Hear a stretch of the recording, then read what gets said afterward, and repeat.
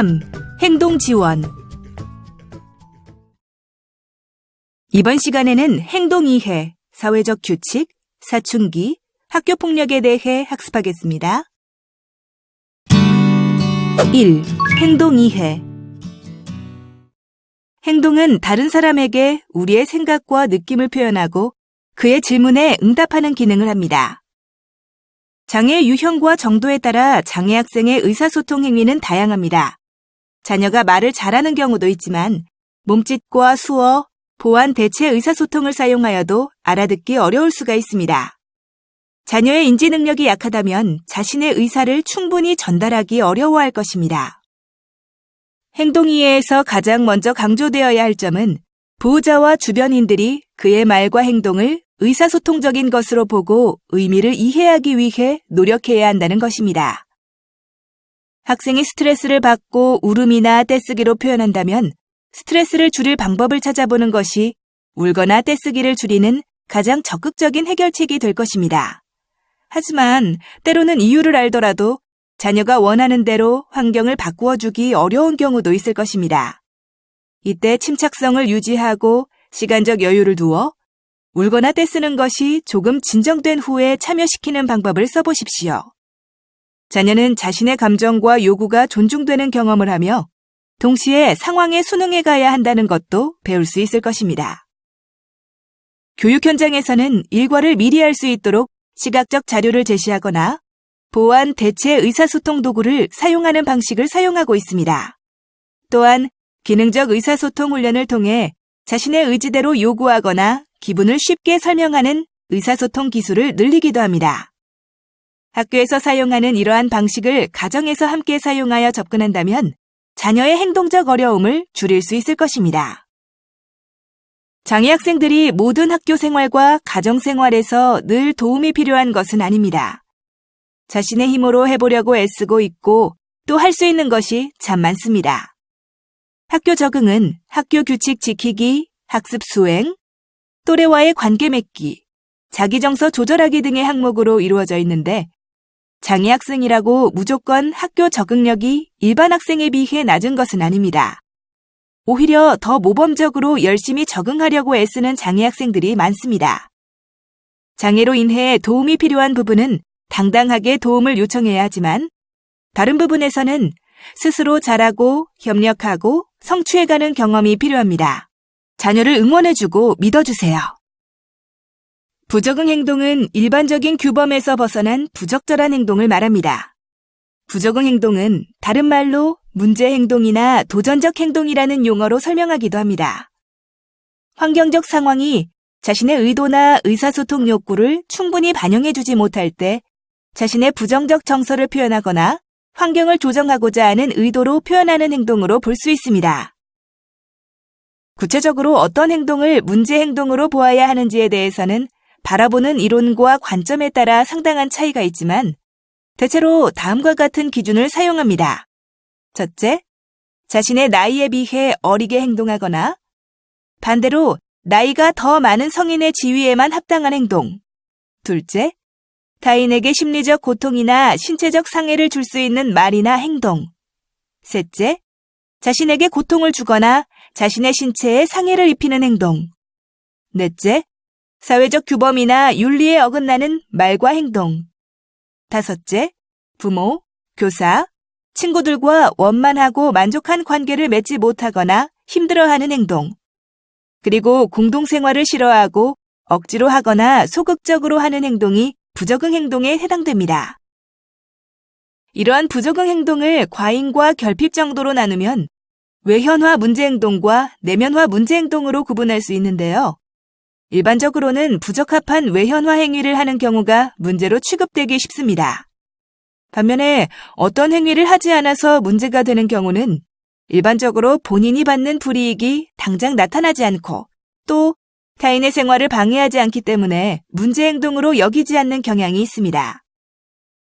하지만 아무것도 하지 않는 얌전한 경우로 보일지라도 정서적으로 위축과 불안이 심하고 이로 인해 활동 범위가 점점 줄고 발달 과정에서 주위로부터 받아야 할 자극을 충분히 받지 못한다면 이후 발달에 부정적인 영향을 줄 수 있으므로 부적응 행동에 해당하는지 확인해 보아야 합니다.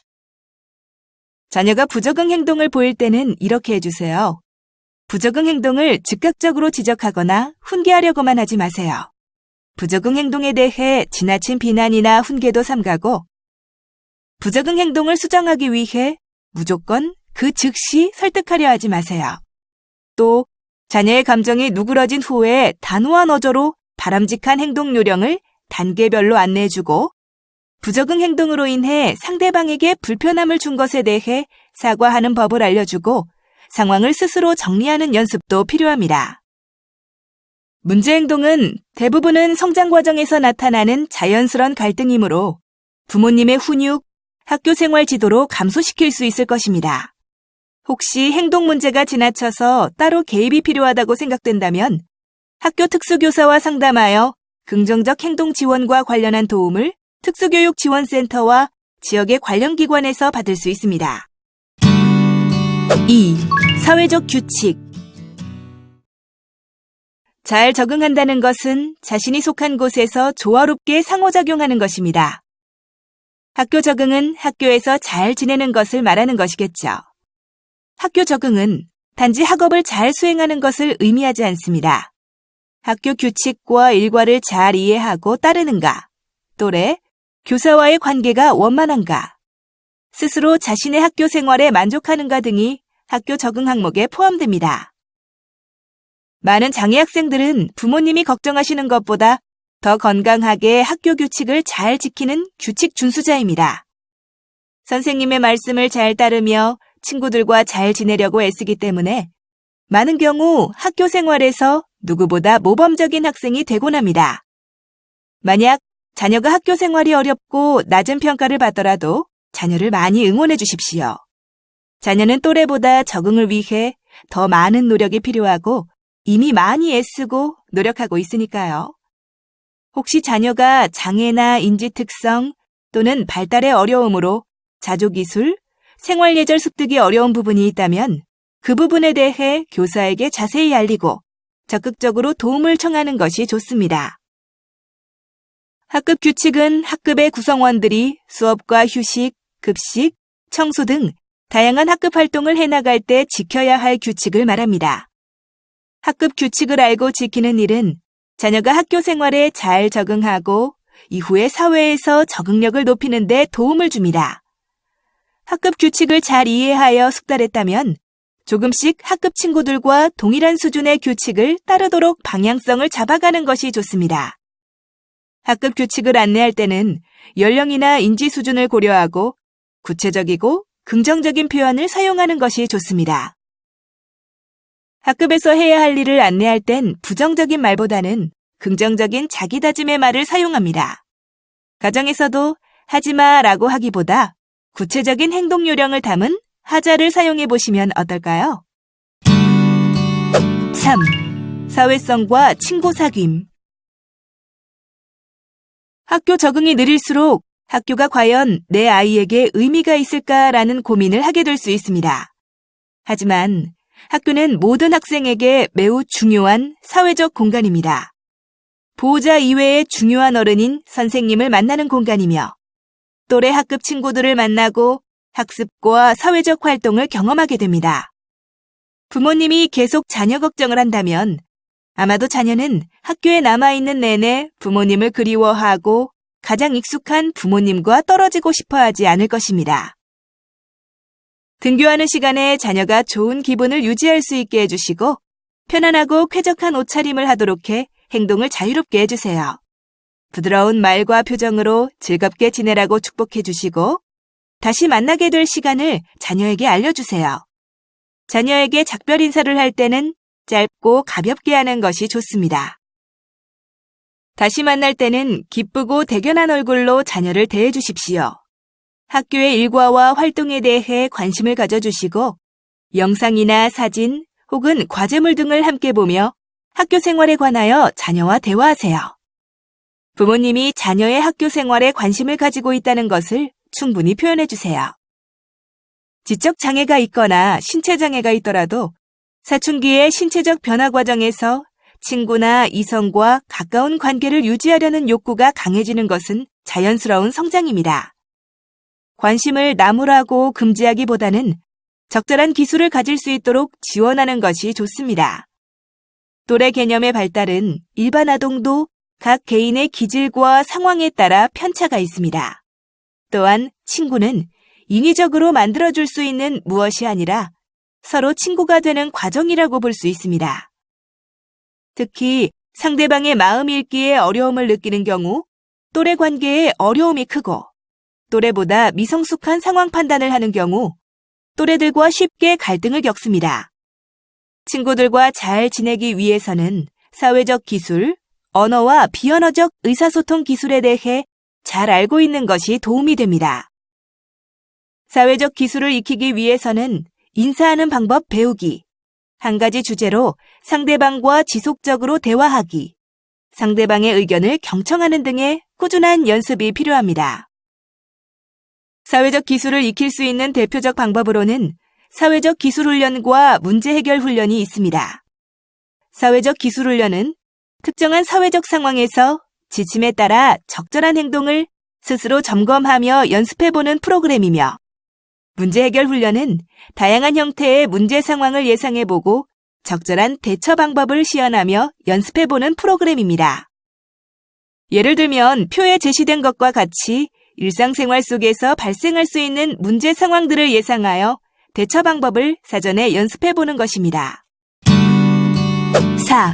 사춘기 변화. 사춘기의 성에 대한 안내만큼 중요한 것은 자신의 정체성에 대한 부분을 고민해 보도록 하는 것입니다. 보호자는 자녀가 장애로 인한 장벽 없이 성장하기를 원하시는 경우가 많습니다. 그런데 당사자들로서는 장애를 극복하라는 메시지가 자칫 자신을 부정하고 다른 사람이 되어야 하는 것처럼 느껴질 수도 있습니다.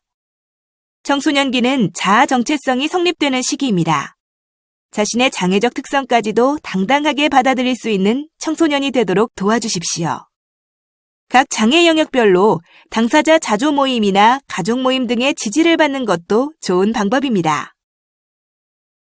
보호자에게는 자녀의 성장에 따른 새로운 적응이 새삼 걱정되고 부담스럽게 여겨질 수도 있을 것입니다.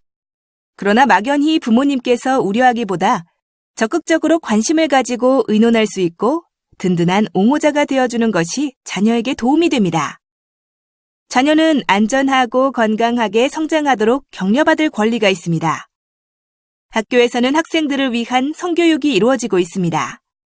주된 내용은 신체 및 성 발달에 대한 정확한 안내, 인간관계 이해, 성문화 및 성윤리에 관한 내용을 포함하며 일상생활에서의 몽정과 생리대 처리 등을 구체적으로 안내합니다. 가정에서는 성교육을 받고 온 날 자녀에게 어떤 내용이 흥미로웠는지 물어본다거나 평소 영화나 드라마를 보며 성에 대한 대화를 자연스럽게 나누어 보는 방법을 써볼 수 있습니다. 청소년기에는 또래 친구들과 친밀한 관계를 맺는 일이 매우 중요한 발달 과업입니다. 또래 관계 실패는 주로 고립, 거절에 대해 쉽게 상처받기, 호소, 따돌림과 괴롭힘, 비방, 심리 탈진, 분노 폭발 등으로 이어집니다. 어릴 때부터 자신과 타인의 경계를 인식하고 적절하게 관계 맺는 기술을 배우면 자존감을 유지하며 성공적인 관계를 경험하는 데 도움이 됩니다.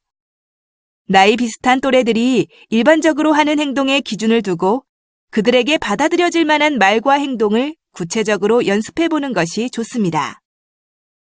적절한 호감 표현에는 일반적인 외모 칭찬, 그가 속한 모임에 함께 참여하는 것, 모임 후에 안부 문자나 손편지를 남기는 것, 직접 만들거나 비싸지 않은 선물을 전달하는 것, 상대방이 좋아할 만한 모임이나 취미 활동에 초대하는 것 등이 있으며, 하면 곤란한 호감 표현에는 특정 신체 부위에 대한 외모 칭찬, 신체 부위나 얼굴을 지나치게 빤히 쳐다보는 것, 전화번호를 알아내어 문자나 전화를 계속하는 것, 그를 좋아한다고 또래에게 소문내는 것, 허락을 받지 않고 신체 접촉을 하는 것, 지나치게 비싼 선물을 일방적으로 하는 것 등이 해당됩니다. 청소년기 자녀의 일상적 활동까지 모두 차단하고 지나치게 어리게 다룬다면 오히려 경험 부족과 부정적인 감정으로 어려운 상황에서 적절한 대처를 못하게 될 위험이 커질 수 있습니다. 평소 자녀의 친구 관계에 대해 보호자가 주의를 기울이고 대화를 나누셔서 혹시 또래와 이성 관계에서 어려움을 겪지 않는지 주의 깊게 살펴보는 것이 좋습니다. 장애를 가진 자녀의 경우에도 성교육이 필요합니다. 성교육의 내용은 일반 청소년이 안내받는 것처럼 친밀한 관계, 자신 및 타인의 몸을 소중히 해야 함을 아는 것, 다른 사람들을 배려하고 존중하는 방법을 포함해야 합니다. 자녀의 인지 발달 수준, 연령과 성에 대한 관심 수준에 따라 적절하고 실질적인 성교육이 제한되어야 할 것입니다. 청소년 사이버 상담센터는 청소년 대상 전문 심리상담센터입니다. 청소년에게 친숙한 인터넷을 활용하여 가족 갈등, 교우 관계 문제, 학업 중단, 가출, 인터넷 중독, 진로 및 학업 문제 등을 경험하는 청소년에게 상담 서비스를 제공함으로써 건강한 성장을 도우며 365일 24시간 온라인으로 상담이 이루어지고 있습니다. 인지적 어려움이 없는 장애 자녀의 경우 사이버 상담센터를 통해 자신의 어려움을 직접 상담할 수 있도록 안내해 주세요. 10대들의 놀이터 청소년 성문화센터는 성교육을 통한 아동 청소년의 건강한 성가치관 조성과 성범죄 예방 전문기관입니다. 청소년들에게 성에 관한 기본 개념을 이해하고 서로 다름을 인정하며 건강하고 위생적인 생활을 실천할 수 있도록 다양한 교육 프로그램과 자료를 제공하고 있습니다.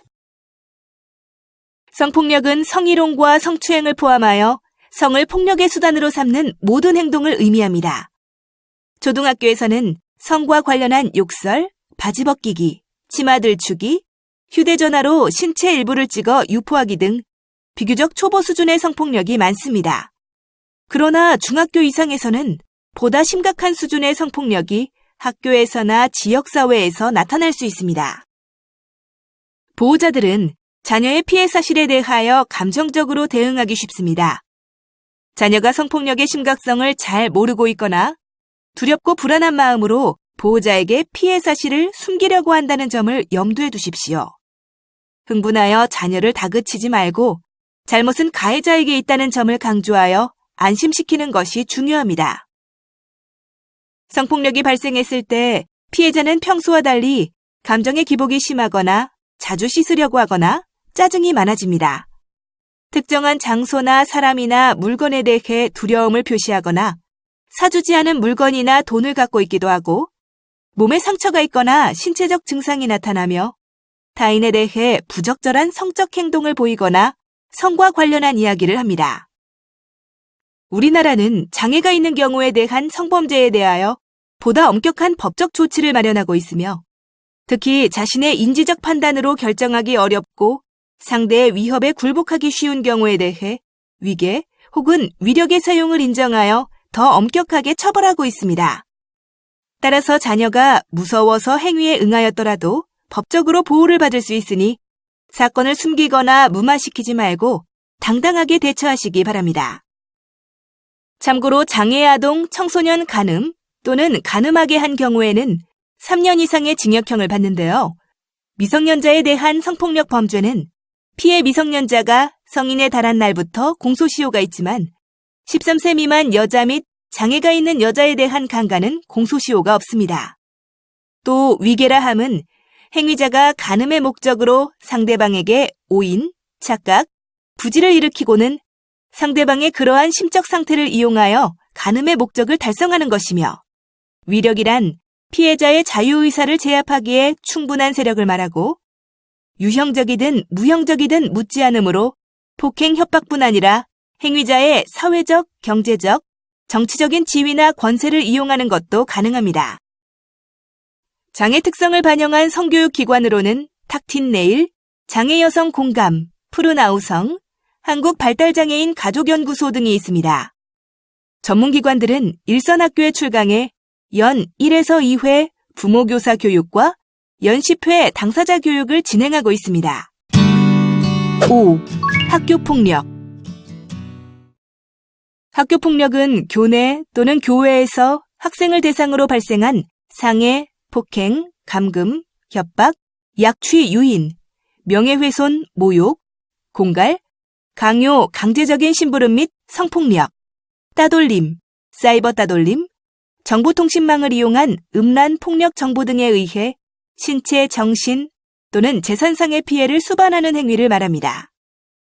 이러한 학교폭력은 본인이나 그 가족의 마음에 큰 상처를 남깁니다. 자녀가 자신의 상황을 충분히 알리기 어렵거나 보호자의 격분된 반응을 두려워하게 되면 피해나 가해 사실을 숨기는 경우도 있습니다. 이러한 행동은 학교폭력을 지속시켜 결과적으로 더 많은 심리적, 물리적 피해를 불러오게 합니다.